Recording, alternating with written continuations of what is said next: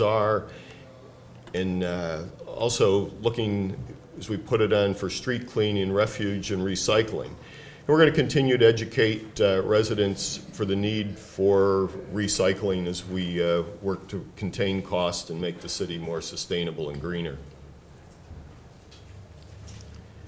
Finance, there's a reduction there of about $317,000. Street lighting expenses, projecting a decrease of about $90,000.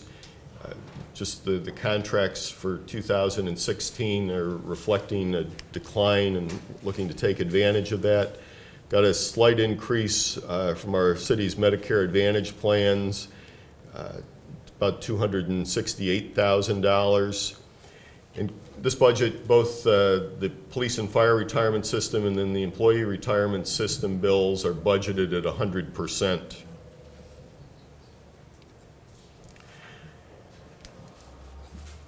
The budget has a $4,600 increase for the city council and the clerk's budget. Next summer, we're looking to do the direct hire of 4 part-time dog census takers. Again, it's that knocking on the door, doing the actual field work that produces, I think, the best results in getting people who choose not to license their dogs. There's a proposed increase in the law department of a little over $8,000. Also, we've consolidated some of the lines from individual departments for outside counsel are going to just be presented to you through the law department, looking to manage those next year. Again, going through the law department.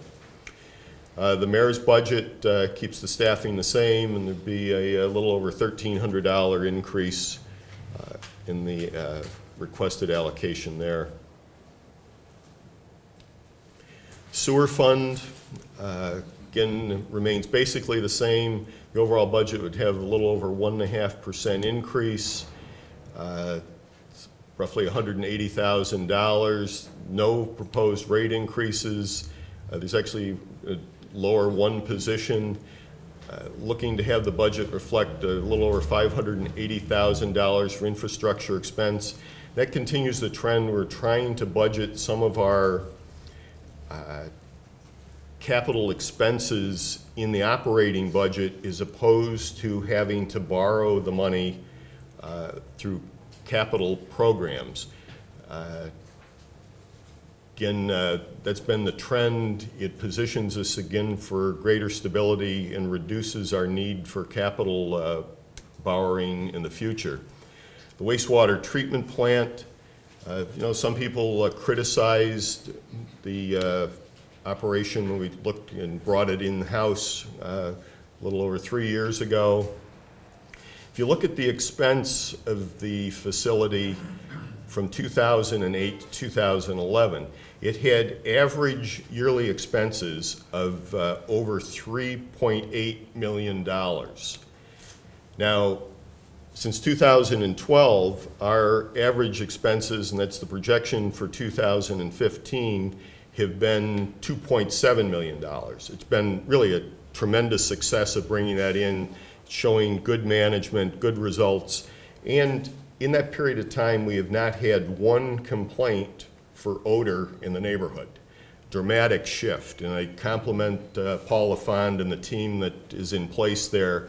It's $1.1 million that we're saving, and that also does not reflect the inflationary or other contractual increases that would have occurred had we continued with a private operator. It's just, you have to understand what the city can do, what we can do well, and there are some people out there that just don't understand that. The water fund, again, is basically the same, slight increase in the budget of about $64,000. No fee increases. The positions are up 1.3. The 0.3 person is out in the hall. Be introduced to you later. It's actually just shifting the one from the sewer fund over to the water fund and bring back one individual who had retired. His budget is that 0.3 on management of some problem issues that come up on almost weekly basis. Again, looking to ask for your support for $258,000 for infrastructure expense. It's, again, that trend of taking those expenses and budgeting them in the operating budget as opposed to borrowing for them in the capital budget. The golf fund, slight increase, not looking for any fee or rate increase. There's one position that's up in the overall organization. Again, these are all part-time and seasonal, that's still working within the same dollar allocation.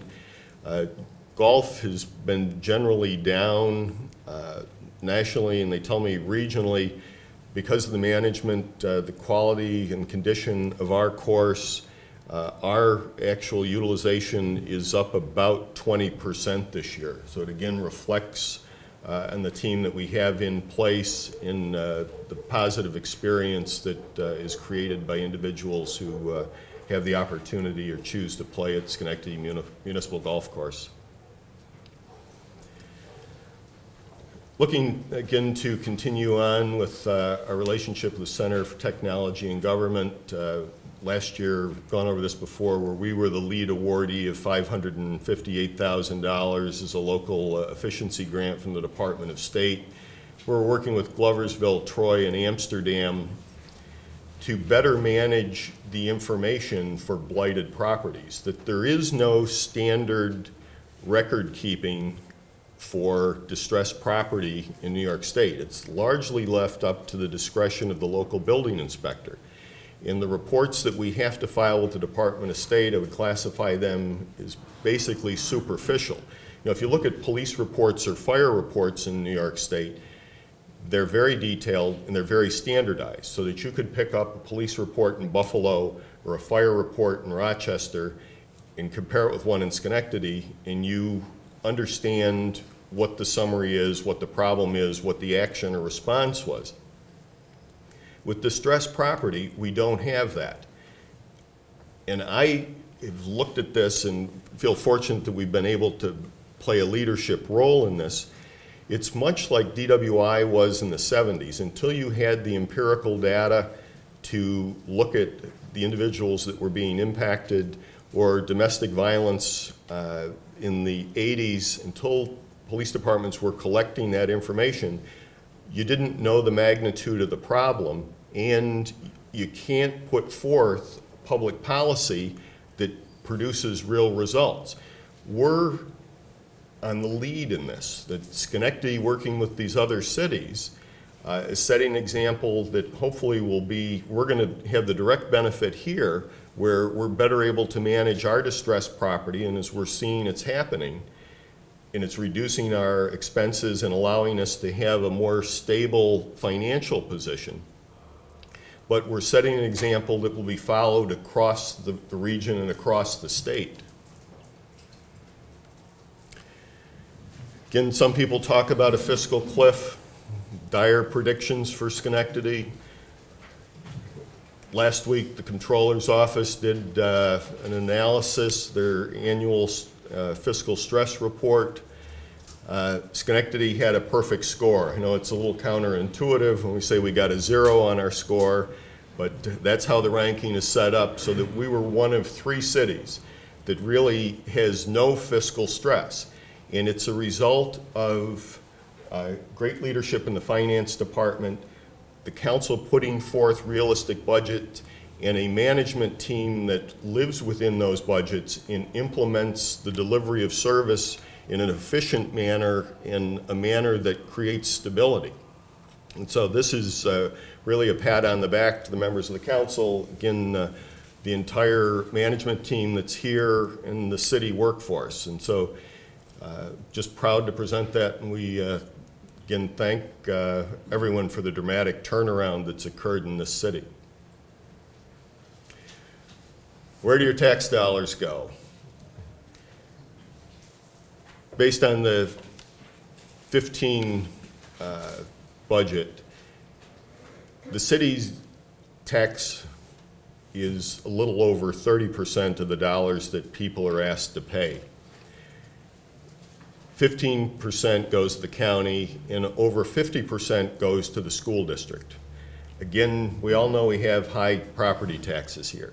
And when you look at that state aid formula, again, Schenectady City is on the low end of the AIM funding, and as Larry Spring has articulated, we are on the low end of the school district funding. And it translates into a bottom line of higher property taxes. And so while we're creating fiscal stability here, we have to continue to message that our representatives in Albany and the governor to look for equity in those funding formulas that, again, are just fair and will produce bottom line results for all the residents, not only in the city of Schenectady, but other communities across the state. Looking to the future, again, 17, I anticipate even larger revenue in certain areas. Our taxes are growing as a result of the foreclosures and where we're putting houses back on the tax roll. And when we do that, we also reduce expenses. We're not sending our SNAP crews out. We're not having the code inspectors go out. We're not having police and fire having to babysit problem homes. Our sales tax are growing with the progress at Mohawk Harbor and the development of Rivers Casino. And city revenue related to the casino operation will be, in 17, be able to budget some portion of that host benefit fee, which has been projected at roughly $4.1 million. Taking into account our cost containment, the positive impact of revenue in the future, 4 years, or a year from now, I would like to be standing here and talking about a 10% tax cut across the board for the city of Schenectady.